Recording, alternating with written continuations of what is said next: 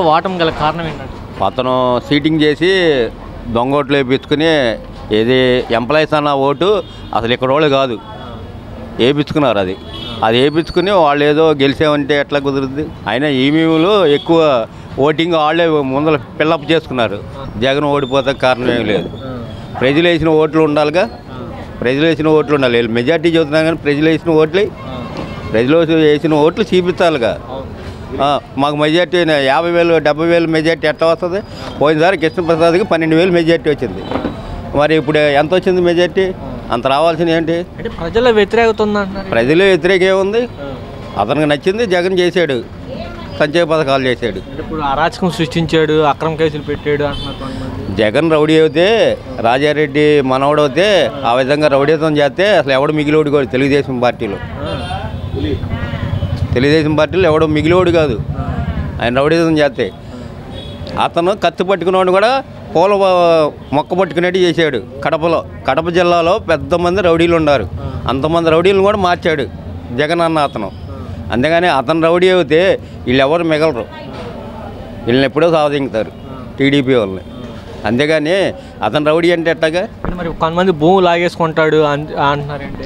భూములు లాగేసుకుంటాడు, భూమి ఇచ్చేవాడే కానీ భూమి లాక్కుంటాకు లేదు.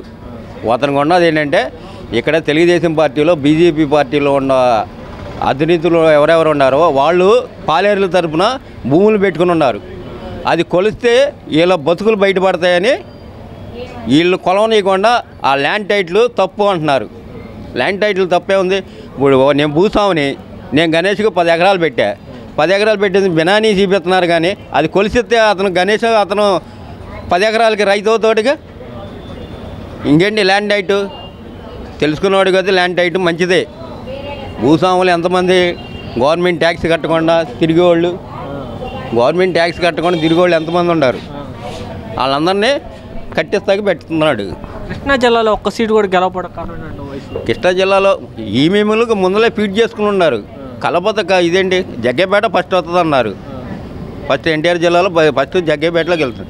మొత్తం ఇప్పుడు గెలిచిన అమౌంట్ని వాళ్ళు ఏం చేస్తున్నారు?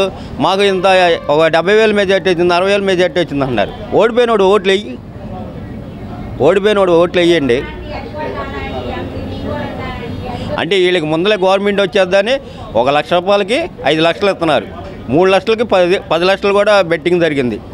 మరి ఎందుకు జరిగింది అంటే వాళ్ళకి ఆల్రెడీ ముందలే గెలిచేస్తున్నాం 160 వస్తున్నాయని వాళ్ళే చెప్పేసుకున్నారు. అంటే మేము ఈవీఎంలను దొంగతనం చేయొచ్చు. ఇప్పుడు ప్రభుత్వం ఏర్పడింది, ఎంప్లాయీస్ ఓట్లు అన్నది వీళ్ళు కావాలం తప్పు చేసుకుని వాడు ఎక్కడి నుంచి వచ్చాడు? విదేశాల నుంచి ఎన్నాళ్ళ నుంచి రానోడు ఇవాళ వచ్చి ఓటేస్తాకి అటు అర్హత ఉందా లేదా చూడాలిగా గవర్నమెంట్. అంటే గవర్నమెంట్ వీళ్ళే, ఆ వీడియో వాళ్ళు వీళ్ళే, పైపెత్తు ఆఫీసర్లు కూడా వాళ్ళే. కొంతమంది ఏంటి రాజధాని కంప్లీట్ చేయబడడం వల్ల దానికి అదొక కారణం. రాజధాని కంప్లీట్ చేస్తాకి అసెంబ్లీలో మీరు వీడియో సోదరులే కాబట్టి అసెంబ్లీలో చూస్తున్నారుగా. రాజధాని ఎవడికి చెప్పి కొన్నాళ్ళు నూజివీడు అన్నాడు.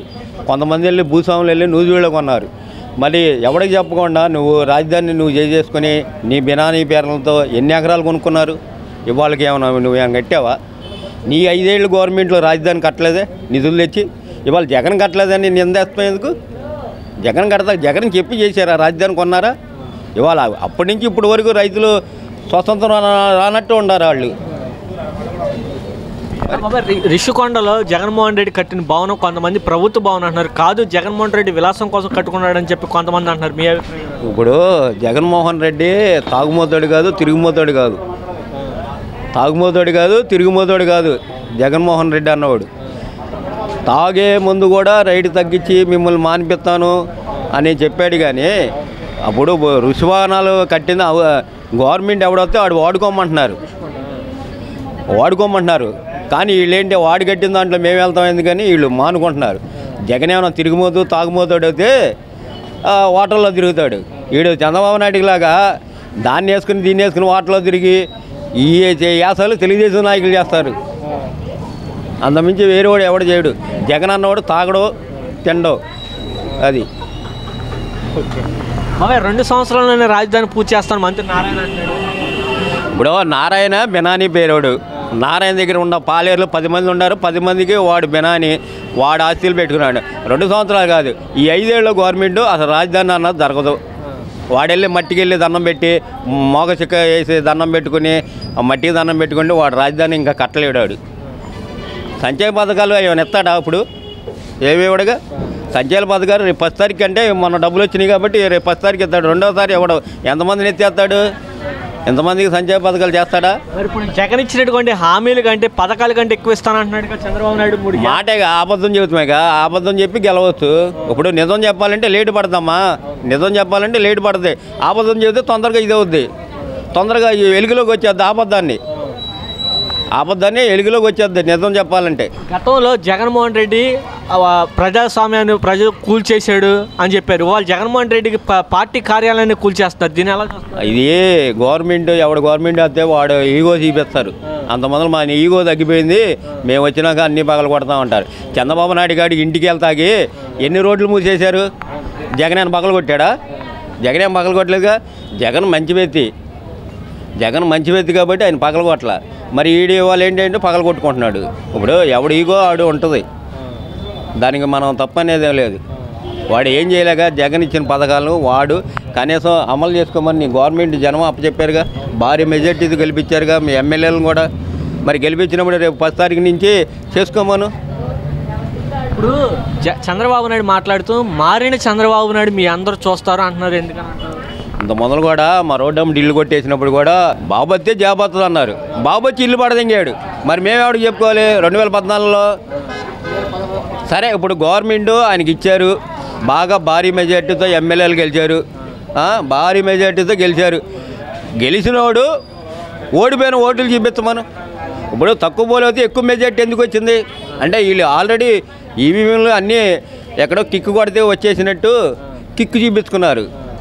ఆ పాలన చూపిస్తారు. వాడు ఇప్పుడు పెట్టిన పథకాలన్నీ చేయమని మంచిగానే.